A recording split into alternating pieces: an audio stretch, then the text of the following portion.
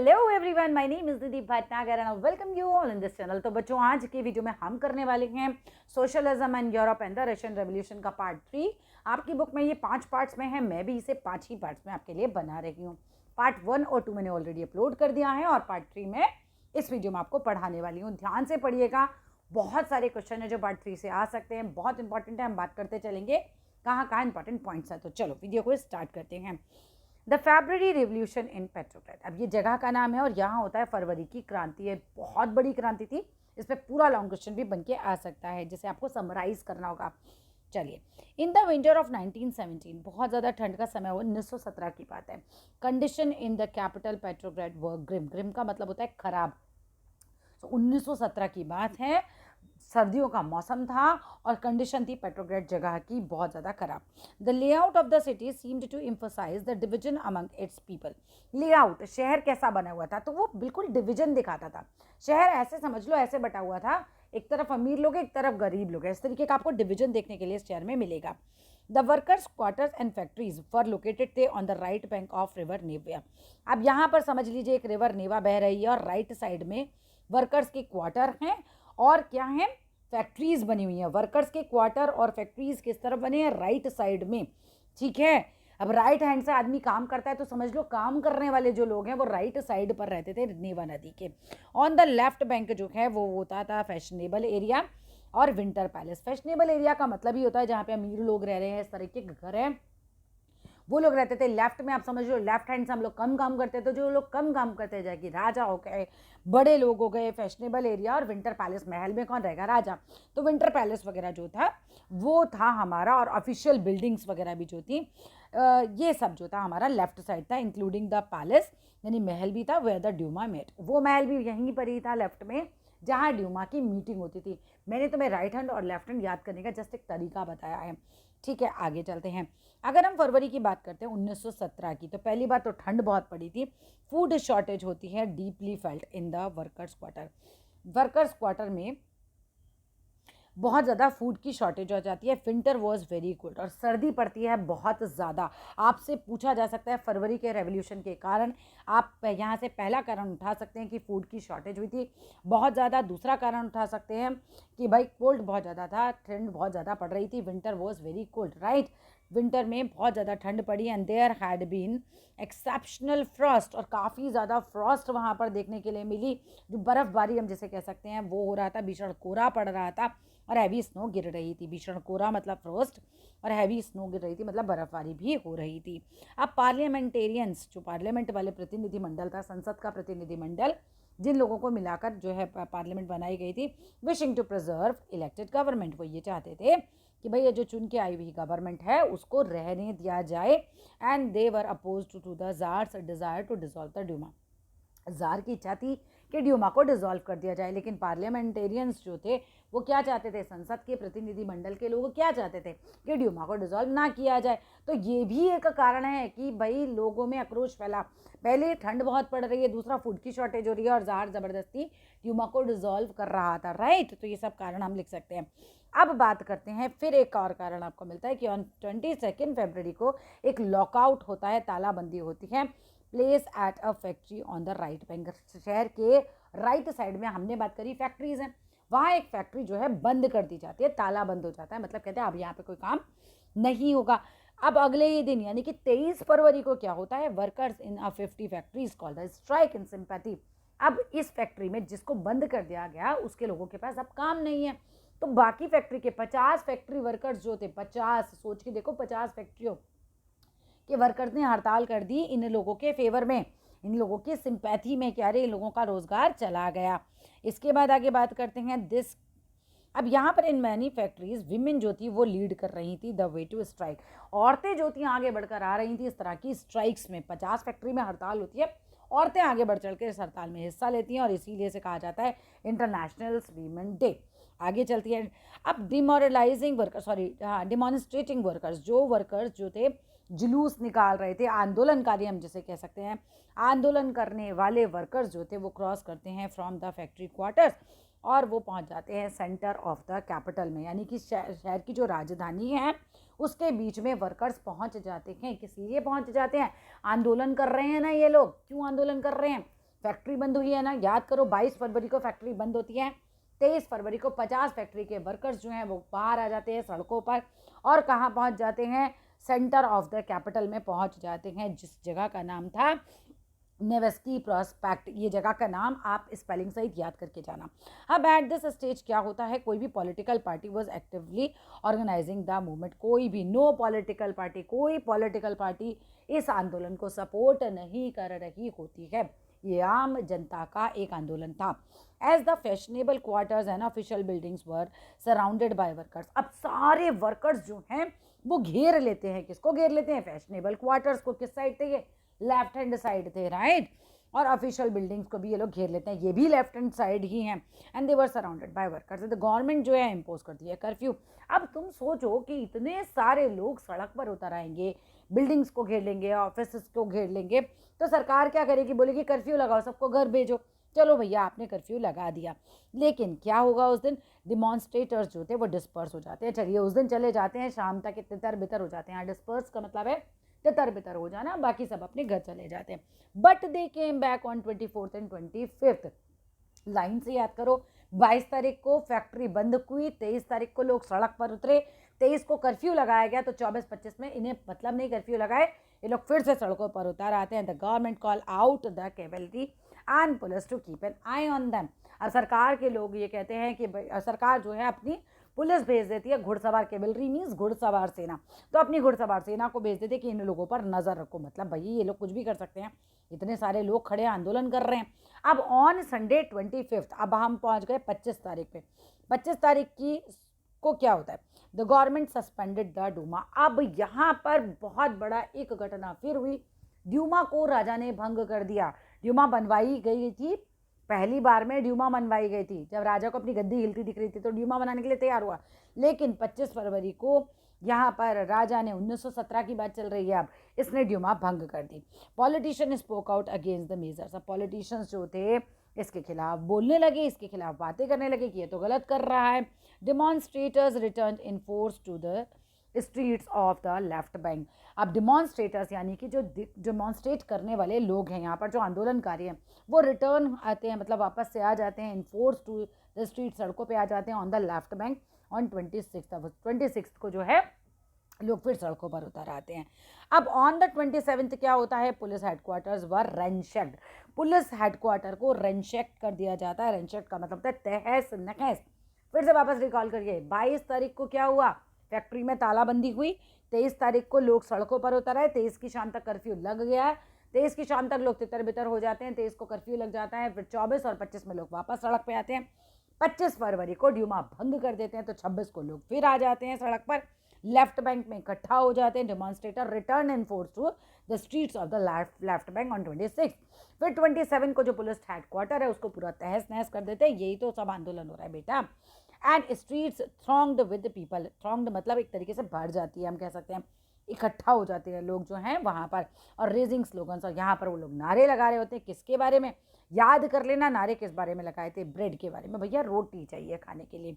Wages के बारे में नारे लग रहे थे कि हमारा पैसा बढ़ाइए, वर्कर्स की हर युग में डिमांड वही है, पैसा बढ़ाइए और बेटर आवर्स करिए, हमारे को इतना घंटों काम मत कराइए।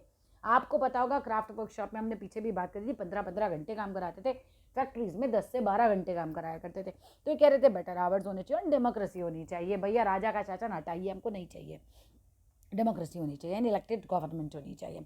The government try to control the situation. Government बहुत कोशिश कर रही थी इस सिचुएशन को संभालने की।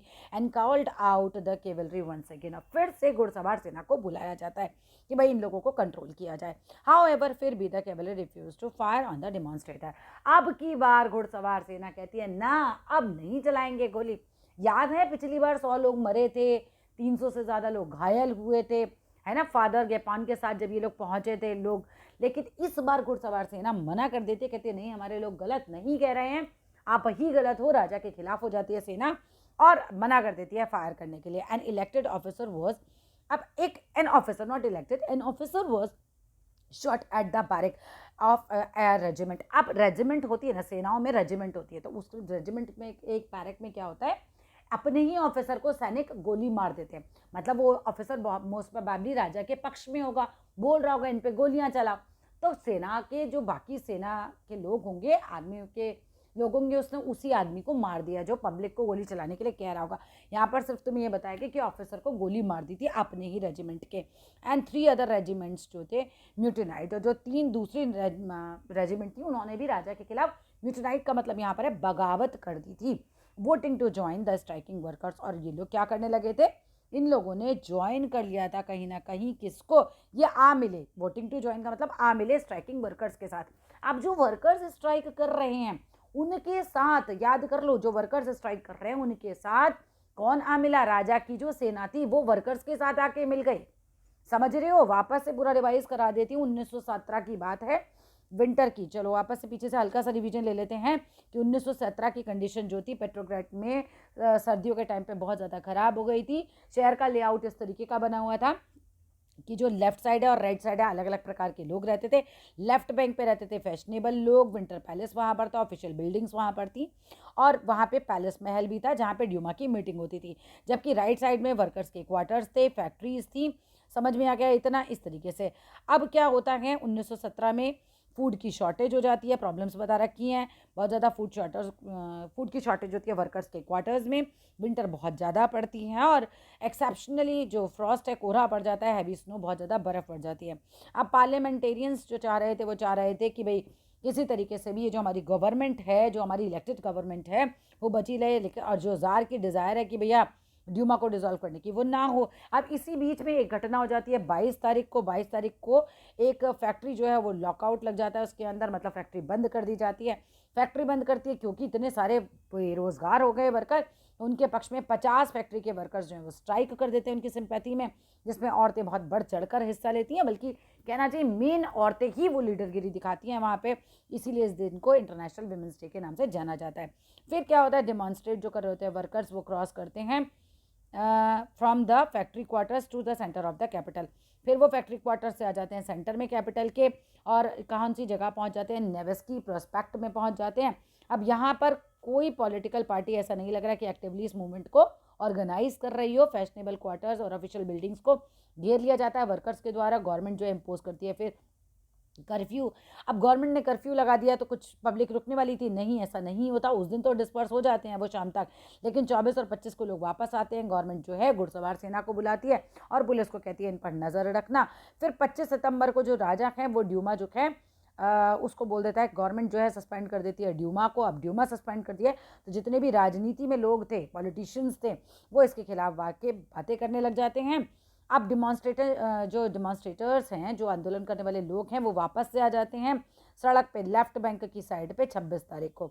26 को क्या होता है, पुलिस हेडक्वार्टर को पूरा तहस नहस कर दिया जाता है और सड़कें जो हैं भर जाती हैं पीपल से। लोग नारे लगा रहे हैं, हमें रोटी दो, हमारे वेजेस बढ़ाइए, बेटर हमारे आवर्स कीजिए और डेमोक्रेसी लेकर आइए। गवर्नमेंट ट्राई करती है इनको कंट्रोल करने की सिचुएशन को, लेकिन नहीं कर पा रही होती, तो सर गवर्नमेंट जो है बुलाती है अपनी घुड़सवार सेना को। अब घुड़सवार सेना में, लेकिन ये लोग जो है मना कर देते कि हम इन लोगों पर इस बार गोली नहीं चलाएंगे। ऑफिसर को, अपने ही ऑफिसर को एक बैरक में, रेजिमेंट की एक बैरक में गोली मार देते हैं, और बाकी जो 3 अदर रेजिमेंट्स के लोग हैं वो भी आके पब्लिक से मिल जाते हैं, इन वर्कर्स से जो स्ट्राइक कर रहे हैं इनसे मिल जाते हैं।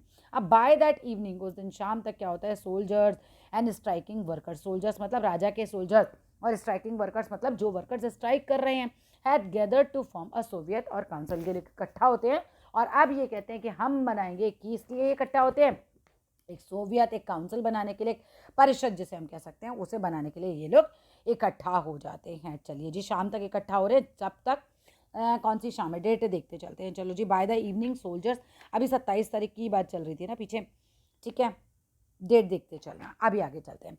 अब ये लोग सोवियत और काउंसिल बनाने के लिए इकट्ठा होते हैं, और कहाँ इकट्ठा होते हैं, इन द सेम बिल्डिंग जहाँ पे ड्यूमा की मीटिंग होती थी। तो कौन कौन इकट्ठा हो रहा है, स्ट्राइक करने वाले वर्कर्स और सिपाही जो राजा के थे, ये लोग। और ये लोग बनाते क्या, सोवियत या काउंसिल जिसे हम बोल सकते हैं। This was Petrograd Soviet. याद करो पेट्रोग्रेड सोवियत किसने बनाई है, जो स्ट्राइक कर रहे थे वर्कर्स, 50 फैक्ट्री के वर्कर्स ने स्ट्राइक करी थी एक फैक्ट्री बंद होने पर। तो ये जो 50 फैक्ट्री के वर्कर्स हैं, ये प्लस जिन सैनिकों ने गोली चलाने के लिए मना कर दिया था वो, अब ये लोग आपस में मिल जाते हैं और ये बनाते हैं पेट्रोग्रेड सोवियत। क्लियर है। द वेरी नेक्स्ट डे, अगले दिन क्या होता है, डेलीगेशंस, कुछ प्रतिनिधि मंडल हम बोल सकते हैं, उच्च अधिकारी हम बोल सकते हैं, ये लोग जाते हैं जार के पास, राजा के पास जाते हैं, और मिलिट्री कमांडर एडवाइस करता है राजा को कि एब्डिकेट कर दो भैया, अपनी राजगद्दी छोड़ दो, चले जाओ तुम यहाँ से, भाग जाओ तुम यहाँ से। He followed his advice. अब राजा जो है अपनी गद्दी छोड़ देता है, एब्डिकेटेड ऑन 2 मार्च। याद कर लो 2 मार्च को राजा जो है अपनी गद्दी छोड़ देता है। Soviet leaders and Duma leaders formed a provisional government. अब सोवियत लीडर्स, अब ये सोवियत किसने बनाई, सोवियत किसने बनाई, वर्कर्स ने प्लस राजा के सैनिकों ने। सोवियत लीडर्स प्लस ड्यूमा जो राजा ने भंग करी थी उसके लीडर्स, उसमें भी लीडर्स तो होंगे ना तब, तो सोवियत लीडर्स और ड्यूमा के लीडर्स ये दोनों मिला के प्रोविजनल गवर्नमेंट बना लेते हैं टू रन द कंट्री। अब रशिया का future would be decided by a constituent assembly. Russia का जो फ्यूचर होगा वो डिसाइड किया जाएगा एक कॉन्स्टिट्यूएंट असेंबली के द्वारा, जो कि इलेक्टेड होगी on the basis of universal adult French suffrage. अब यहाँ पर ये डिस्कस किया गया, सोवियत के लीडर्स ने और ड्यूमा के लीडर्स ने डिस्कस किया कि ठीक है अब देश कैसे चलेगा, राजा तो हटा दिया गया गद्दी से, है ना, उससे तो गद्दी छोड़ दी। तो उन्होंने कहा कि कॉन्स्टिट्यूएंट असेंबली बनाते हैं जिसके अंदर वोटिंग राइट्स के द्वारा यूनिवर्सल एडल्ट फ्रेंचाइज, जिसमें सभी को वोट देने का अधिकार होता है, उसके अनुसार एक तरीके से सबको वोट दिया जाएगा, मतलब उसके अनुसार जो है फिर देश चलेगा। तो पेट्रोग्रेड जो कि अभी नया नया बनाया, Petrograd Soviet, Petrograd had led the February revolution. अब पेट्रोग्रेड जो है वो फरवरी के रेवोल्यूशन को आगे बढ़ाता है और ब्रेक डाउन करता है मोनार्की को इन फरवरी 1917। 1917 में राजा को उसकी गद्दी से हटाने का अगर किसी के सर मुकुट पहनाया गया, मतलब एक तरीके से जिसको श्रेय दिया गया वो दिया गया पेट्रोग्रेड सोवियत को। डेफिनेटली इनकी वजह से राजा भैया हार गया था। अब यहाँ पर ये बॉक्स ये वाला इंपॉर्टेंट है, मैं सारे तो नहीं पढ़ाती बट इस बॉक्स में कुछ इन्फॉर्मेशन दे रखी है, अभी देखते हैं।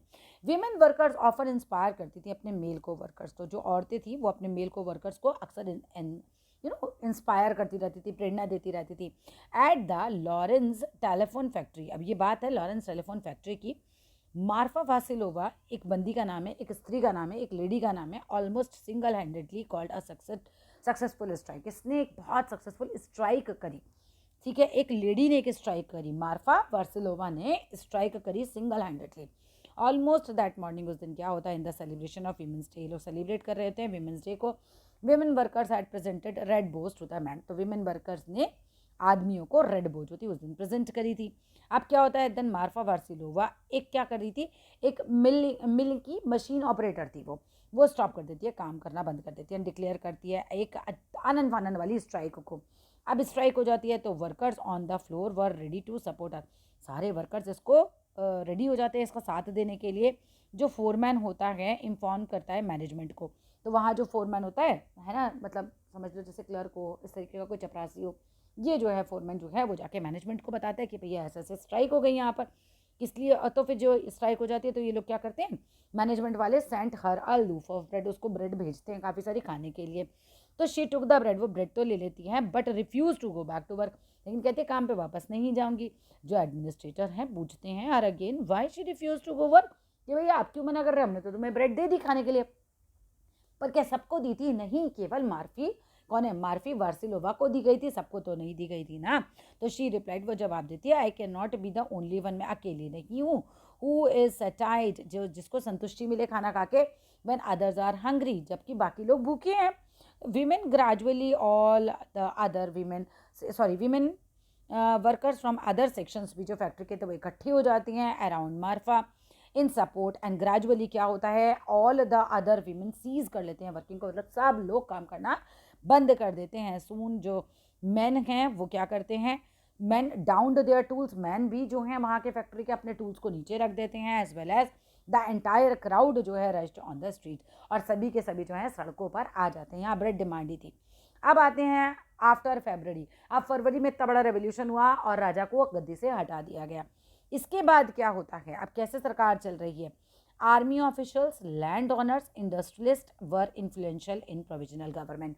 अगर तुमसे ये सवाल पूछा जाए 1 मार्कर में कि प्रोविजनल गवर्नमेंट में जो बनी थी, प्रोविजनल गवर्नमेंट होती है एक गवर्नमेंट जो कि टेम्पररी गवर्नमेंट होती है, राजा को हटाया तो टेम्पररी एक गवर्नमेंट फॉर्म की गई थी to manage the state during the जब उस समय का पीरियड था कि भाई जब ट्रांजिशन हो रहा है एक तरीके से, वो टाइम पर अब प्रोविजनल गवर्नमेंट तो बन जाती है। अब प्रोविजनल गवर्नमेंट को कौन चला रहा है, कौन लोग हैं उसमें प्रभावशाली, तो आर्मी के ऑफिसर्स, क्योंकि हमें पता है कि सैनिक आके मिले थे वर्कर्स के साथ, लैंड ऑनर्स भी इसमें थे, इंडस्ट्रियलिस्ट भी इसमें थे, ये लोग बहुत ज़्यादा इन्फ्लुएंशियल थे प्रोविजनल गवर्नमेंट में।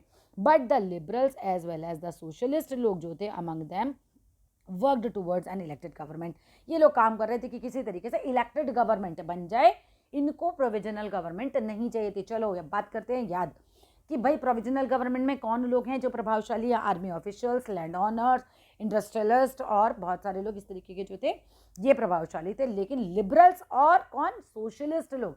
लिबरल्स और सोशलिस्ट लोग क्या चाह रहे थे कि भैया इलेक्टेड गवर्नमेंट्स बने। अब restrictions on public meetings and associations were removed. अब अंतर क्या आ रहा है पहले और अब में? अब जो है पब्लिक मीटिंग्स पर और एसोसिएशंस बनाने पर, संगठन बनाने पर जो है वो कहीं ना कहीं रिस्ट्रिक्शंस हटा ली गई। Soviets like the Petrograd Soviet were set up everywhere. अब जैसी सोवियत, पहले तो एक सोवियत बनी, कहाँ बनी? जब राजा को हटाया गया था तब एक सोवियत बनी थी। जब घुड़सवार सेना ने गोली चलाने को मना कर दिया था, वर्कर्स ने और सैनिकों ने मिलकर अपनी एक सोवियत बना ली थी। अब ऐसी सोवियतें पहले पेट्रोग्रेड सोवियत बनी, ये अब हर जगह बनने लगे। जो no common system of election was followed. कोई कॉमन सिस्टम इसमें इलेक्शन का फॉलो नहीं हो रहा था। अब अप्रैल में क्या होता है? इन अप्रैल 1917 की बात है, फरवरी से अब हम अप्रैल में आ गए। अप्रैल 1917 में बोल्शेविक लीडर जो थे Vladimir Lenin return to Russia from his exile. इससे पहले भाग गए थे, मतलब आपके बुक में नहीं दे रखा है ऐसा कुछ, मगर जहाँ तक मेरी नॉलेज है ये ना व्लादिमीर लेनिन को शायद ये डर के मारे भागे हुए थे। इनको पकड़ने के लिए राजा ने आदेश वदेश दे रखे थे, लेकिन अब तो राजा ही हट गया तो व्लादिमीर लेनिन जो है वो वापस आ जाते हैं। कब वापस आते हैं? अप्रैल 1917 में। अब ये डिमांड रखेंगे, ये आ गए, अब तो चौड़ा सीना करके आए ना। He and the Bolshevik has opposed the war. अब सबसे पहले तो इन्होंने और बोल्शेविक लोग जो थे, बोल्शेविक मेंशेविक कुछ नहीं है, बोल्शेविक मेंशेविक भी वही लोग हैं जो सोशलिस्ट हैं। इसमें दो ग्रुप बन जाएंगे, ठीक है। He and the Bolshevik had opposed the war. ये लोग जो थे सिंस 1914 से कह रहे थे भैया ये वर्ल्ड वॉर बंद करो बंद करो, इससे तबाही हो रही है। तो जो व्लादिमीर लेनिन था और जो और बोल्शेविक लोग थे जो इसकी विचारधारा को मानते थे, उन लोगों ने क्या किया? 1914 से ये लोग अपोज कर रहे थे वॉर को। Now he felt that it was a time for Soviets to take over power. अब व्लादिमीर लेनिन कहता है कि जो सोवियत है अब उसको पावर अपने कंट्रोल में ले लेनी चाहिए। प्रोविजनल गवर्नमेंट बन गई है ना, इसको नहीं चाहिए। ये कह रहा है सोवियत को हटा के पावर अपने हाथ में लेना। He declared that war to be brought to a close. अब ये अप्रैल थीसिस से ध्यान से 3 पॉइंट्स याद कर लेना। व्लादिमीर लेनिन ने कहा सबसे पहले वॉर को खत्म करो, लैंड को ट्रांसफर करो पीजेंट्स को, लैंड को वापस पीजेंट्स को दो। सोशलिस्ट है ना, तो लैंड किसको दिलवाएगा? पीजेंट्स को। And banks to be nationalised. और ये कहता था बैंक को नेशनलाइज्ड होना चाहिए। ये 3 बातें इसने रखी। तो these 3 demands were Lenin April thesis. अब ये तीनों डिमांडें कहलाई हैं अप्रैल की, लेनिन की April thesis. He also argued, उसने ये भी तर्क दिया that the Bolshevik party rename itself the communist party, कि बोल्शेविक पार्टी का नाम अब मुझे कम्युनिस्ट पार्टी रख देना चाहिए। कॉमन लोगों की पार्टी है ना कम्युनिस्ट पार्टी। किस लिए रख देना चाहिए? To indicate its new radical aims, अपने नए रेडिकल एम्स को इंडिकेट करने के लिए। आगे देखिए, most other Bolshevik parties were initially surprised. अब बहुत सारी जो अदर बोल्शेविक पार्टीज थी वो लोग बड़े सरप्राइज हो गए, चौंक गए इसकी डिमांड्स को देखकर। And by the April thesis, अब अप्रैल थीसिस ये सब कहलाया था। शायद ये लाइन छूट गई है, मैं तुम्हें बताई नहीं है कि ये जो डिमांड बोल्शेविक ने की थी, लेनिन ने की थी, या लेनिन की अप्रैल थीसिस कहलाई थी। ठीक है, 3 डिमांड हैं और ये आएंगी एग्जाम में, मतलब 100% आएंगी आपके। क्या डिमांड थी वापस रिवाइज करा देती हूँ क्योंकि बहुत इंपॉर्टेंट है ये। इसने कहा, इसने अपोज किया था वॉर को, जो 1914 से ये लोग वॉर कर रहे थे। सॉरी, यहाँ से लिखना, इसको यहाँ से लिखो कि क्या चाह रहा था? That the war brought to a close, है ना, land to be transfer to the peasants and bank to be nationalise. ये 3 बातें इसने रखी थी। आगे आ जाते हैं। फिर बाद में इसने कहा कि बोल्शेविक पार्टी का नाम चेंज करके कम्युनिस्ट पार्टी कर दो क्योंकि इसके नए रेडिकल्स एम है। पहले कुछ और एम थे, अब नए रेडिकल एम है हमारे, तो हमारा नाम भी चेंज करा जाए। अब दे थॉट, अब बाकी लोग जो थे जितने भी बोल्शेविक पार्टी के थे इनिशियली तो शुरू में तो बड़े सरप्राइज हो गए कि भैया ये तो लेनिन क्या बोले जा रहा है, क्या करे जा रहा है। इसकी अप्रैल थीसिस से लोग चौंक गए। They thought that this time was not yet ripe. इतना मतलब एक तरीके से राइप नहीं है, जैसे पका हुआ समय नहीं है, जैसे हम कहते हैं ना, it is not the right time for socialist revolution. मतलब इतना रेवोल्यूशन का, सोशलिस्ट रेवोल्यूशन का भी टाइम नहीं है। द प्रोविजनल गवर्नमेंट जो बनाई गई है नीडेड टू बी सपोर्टेड। तो बाकी लोग अभी बोल रहे हैं बोल्शेविक पार्टी के कि लेनिन नहीं, अभी तो इस प्रोविजनल गवर्नमेंट को रहने ही देते हैं और ये सही से काम कर रही है, हमें इसे सपोर्ट करना चाहिए। ये परफेक्ट टाइम नहीं है कि हम कोई सोशलिस्ट रेवोल्यूशन लेकर आएँ। But the developments of the subsequent months, लेकिन कुछ आगे के मंथ्स में जब डेवलपमेंट्स होते हैं और घटनाएं होती हैं तो बाकी बोल्शेविक्स का भी एटीट्यूड चेंज हो जाता है और वो मान जाते हैं कि ठीक है, इस प्रोविजनल गवर्नमेंट को हटाना होगा।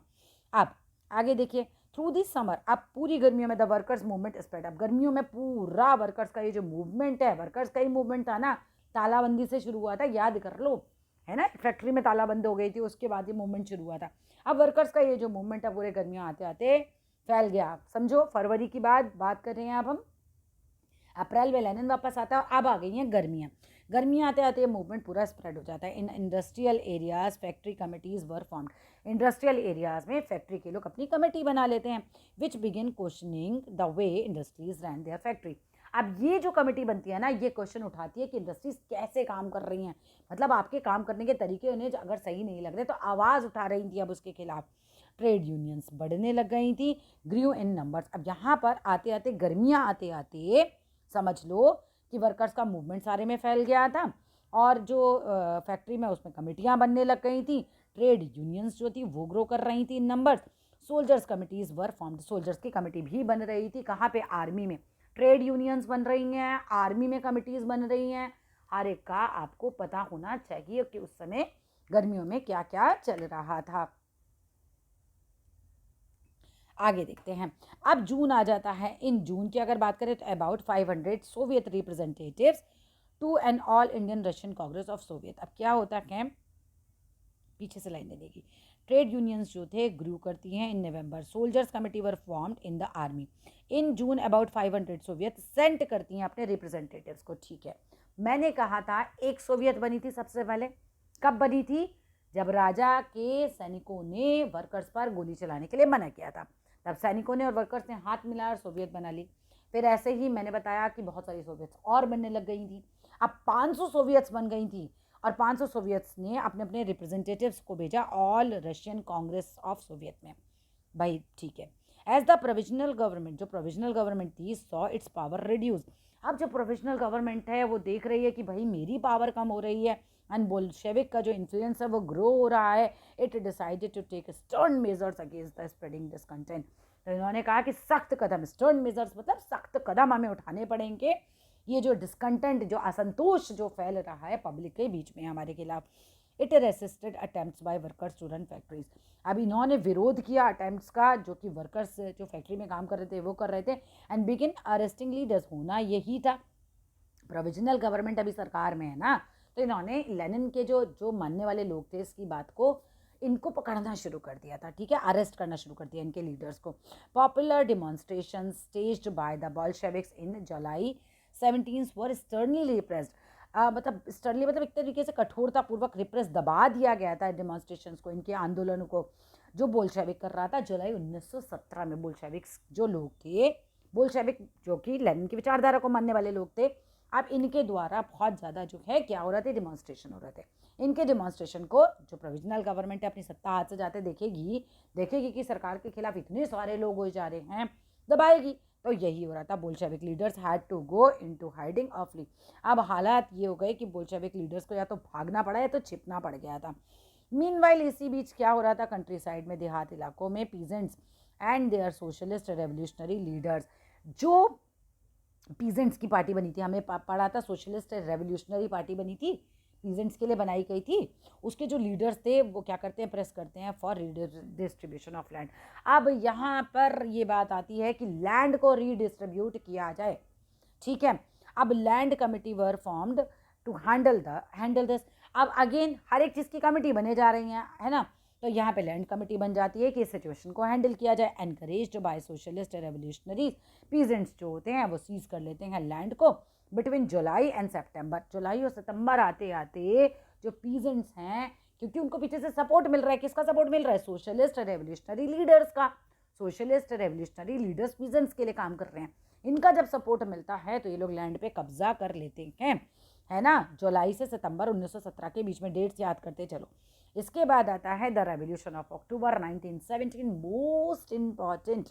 आगे बात करते हैं। As the conflict between the provisional government and the Bolshevik Guru.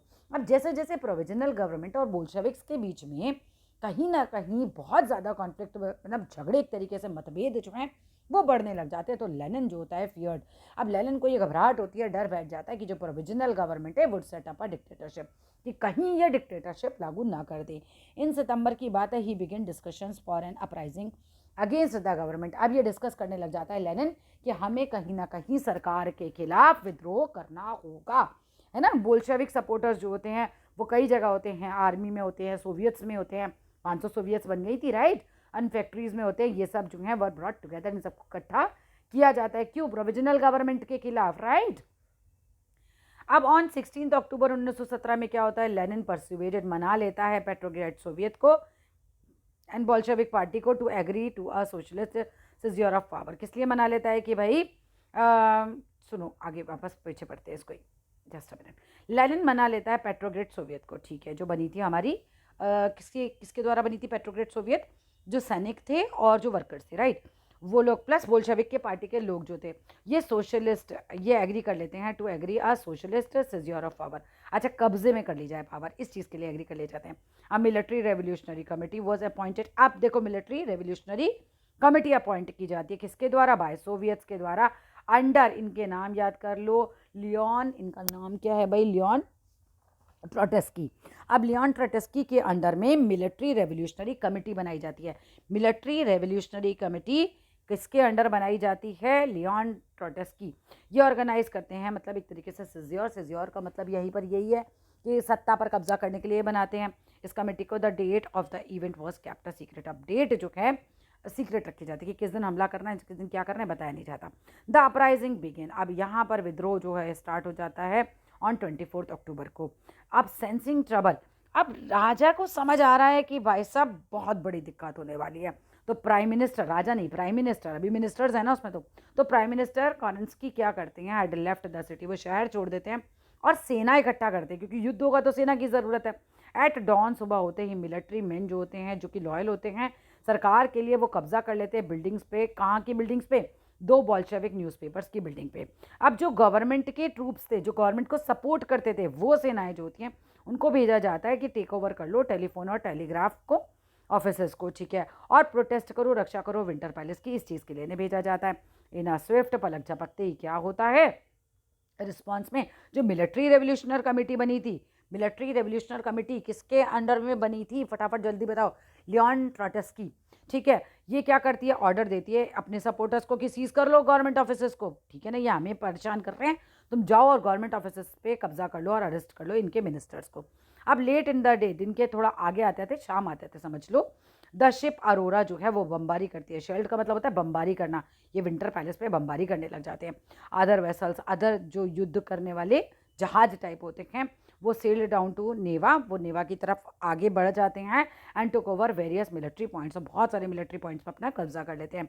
By the night fall, रात आते आते the city was under the committees control, जो मिलिट्री की कमेटी बनी थी उसके कंट्रोल में शहर आ जाता है। ध्यान कर लो, प्राइम मिनिस्टर की नहीं चल रही, अब जो हमारी कमेटी बनी थी ना, रेवोल्यूशनरी कमेटी अभी जो बनी थी मिलिट्री वाली, वो उसका कंट्रोल हो जाता है। And ministers had surrenders, ministers जो हैं वो सरेंडर कर देते हैं। At the meeting of all Russian Congress of Soviet in Petrograd, meeting में all Russian Congress of Soviet in Petrograd the majority approve करती है कि बोल्शेविक के एक्शन सही थे, बढ़िया थे।